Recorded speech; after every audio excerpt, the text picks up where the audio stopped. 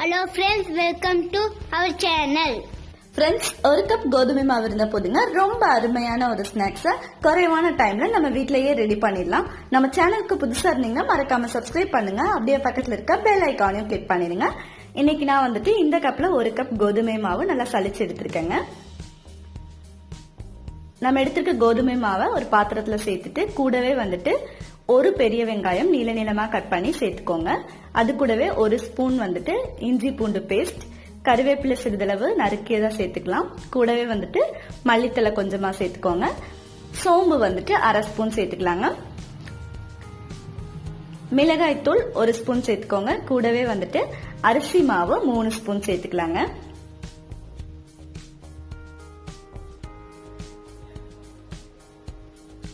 அரிசி மாவு சேர்த்ததுக்கு அப்புறமா வந்துட்டு காஞ்ச மிளகாய் 1 சேர்த்துக்கோங்க.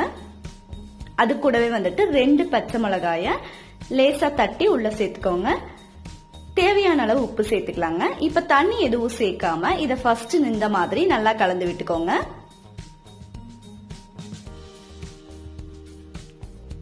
இந்த ஸ்நாக்ஸ் உங்க வீட்ல செஞ்சு பாருங்க, ரொம்பவே சூப்பரா இருக்கும்.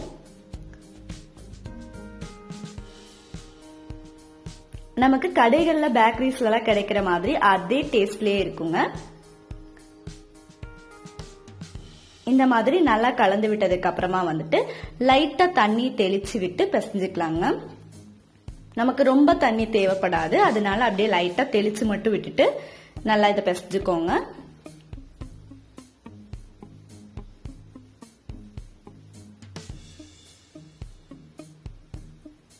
இன்னும் கொஞ்சமே தண்ணி சேர்த்துட்டு நல்லா கலந்து விட்டுக்கலாங்க. நமக்கு இந்த பக்குவத்துல இருந்துச்சுன்னா கரெக்டா இருக்குங்க. இந்த மாதிரி கிள்ளி போடுற அளவுக்கு நமக்கு மாவு இருந்துச்சுன்னா கரெக்டா இருக்கும். இது அப்படியே இருக்கட்டுங்க. அடுத்ததா வந்துட்டு அடுப்புல ஒரு கடாய் வச்சு அதுல எண்ணெயை சூடு பண்ணிக்கலாங்க. இப்ப எண்ணெய் நல்லா சூடாயிட்டு இருக்கு. இதுல இருந்து ஒரு 2 ஸ்பூன் எண்ணெய் எடுத்து இந்த மாவுல ஊத்திட்டு நல்லா பிசைஞ்சு விட்டுக்கோங்க. இப்ப எண்ணெய் நல்லாவே சூடாயிடுச்சு. இப்ப அப்படியே வந்துட்டு இந்த மாதிரி நம்ம கொஞ்சம் கொஞ்சமா கிள்ளி போட்டுட்டு பொரிக்க ஆரம்பிச்சிடலாம். ஸ்டவ் வந்துட்டு மீடியம் ஃப்ளேம்ல வச்சுக்கோங்க, உங்களுக்கு கரெக்டா இருக்கும். 2 சைடும் நல்லா திருப்பி விட்டு வேக வச்சுக்கோங்க. இது பொறுமையா வேகணுங்க, அப்பதான் வந்துட்டு உள்ளுக்குள்ள எல்லாமே நமக்கு நல்லா வெந்து கிடைக்கும்.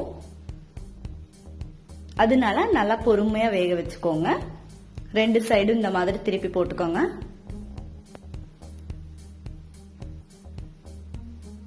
இந்த ஸ்டேஜ்ல இருக்கும்போது நீங்க எடுத்துக்கோங்க, நல்லாவே பொரிஞ்சு வந்திருக்கும். இப்ப நமக்கு ரொம்ப சூப்பரான கோதுமை மாவு ஆனியன் பக்கோடா ரெடி ஆயிடுச்சு. இதை அப்படியே எடுத்து ஒரு பிளேட்ல மாத்திக்கோங்க. அடுத்ததான் மீதி இருக்கிற மாவுலையும் வந்துட்டு நம்ம இந்த மாதிரி பொரிச்சு எடுத்துடலாங்க. இந்த ஸ்நாக்ஸ் பிடிக்காதுன்னு சொல்றது யாருமே இருக்க மாட்டாங்க, அந்த அளவுக்கு எல்லாருமே ரொம்பவே விரும்பி சாப்பிடுவாங்க. 2 சைடுமே நல்லா வந்துட்டு திருப்பி போட்டு வேக வச்சு எடுத்து வச்சுக்கோங்க. இது எண்ணெயும் அதிகமா இழுக்காது, ரொம்பவே நல்லா இருக்கும். இப்ப அப்படியே வந்துட்டு நம்ம பிளேட்டுக்கு மாத்திக்கலாங்க. இந்த கோதுமை மாவு ஆனியன் பக்கோடாவை உங்க வீட்லயும் செஞ்சு பாருங்க. இது ஒரு சூப்பரான ஈவினிங் ஸ்நாக்ஸா இருக்கும். பாருங்க எவ்வளவு நல்லா இருக்குன்னு. இது அப்படியே சாப்பிடும் போது ரொம்பவே மொறுமொறுன்னு இருக்கும். சாப்பிடும் போது இன்னும் வேணும்னு தான் தோணும். சட்டுன்னு காலி ஆயிரும். சோ உங்க வீட்லயும் ட்ரை பண்ணி பாருங்க. இந்த வீடியோ பிடிச்சா லைக் பண்ணுங்க, ஷேர் பண்ணுங்க, கமெண்ட் பண்ணுங்க.